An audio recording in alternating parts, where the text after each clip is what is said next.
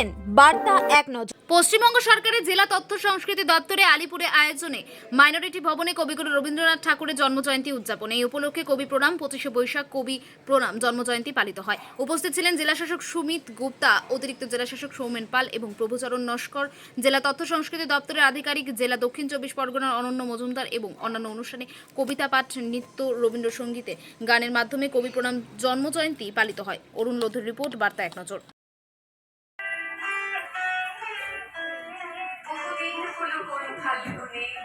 ছিল আমি তখন ভরসায়, এলে তুমি ঘর ভরসায়।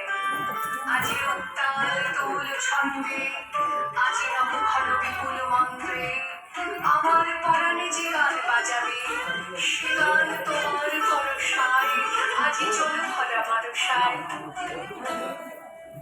দূরে একদিন দেখেছিল তব কনকাঞ্চল আবরণ, নব চম্পক আভরণ, কাছে এলে যাবে হেরি অভিনব, ঘোর ঘন নীল গুণ্ঠন তব।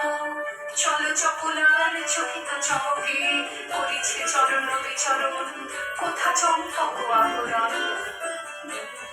সেদিন দেখেছি ঘরে ঘরে তুমি, ছুঁয়ে ছুঁয়ে যেতে বলতাম, নুয়ে নুয়ে যেত ফুলদম।